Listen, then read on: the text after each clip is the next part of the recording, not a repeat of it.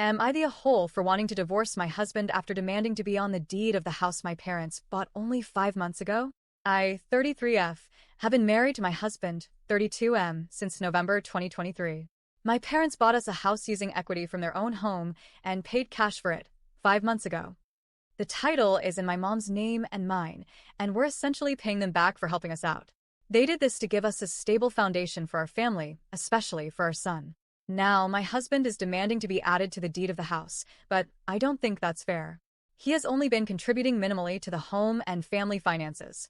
He's had multiple jobs over the last few months, and there were times I had to cover his share of rent when he was between jobs.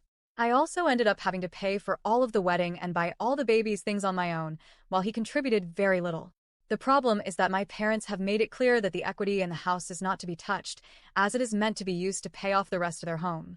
This is something I've agreed to and respected, but now my husband is insisting that unless he's added to the deed, he won't pay his portion of the house expenses. This feels manipulative to me, especially since he hasn't financially contributed in a meaningful way. We have said that we would eventually put him on the deed when he can show his commitment to payments and show improvement in his financial situation. I've tried to come up with solutions, like working together to build his credit and pay off his debts so we can get a house in both our names in the future. But he wants ownership now, and it's putting a lot of strain on me emotionally, especially since I'm also going through metastatic thyroid cancer treatment and juggling my family's care. It has put a huge strain on me mentally, physically, and emotionally. My parents have been a huge help, providing full-time daycare for our son, which has saved us a lot of money. I trust them to care for him, and they've been our backbone. My husband has only shown limited interest in helping financially, and his actions have made things harder for me.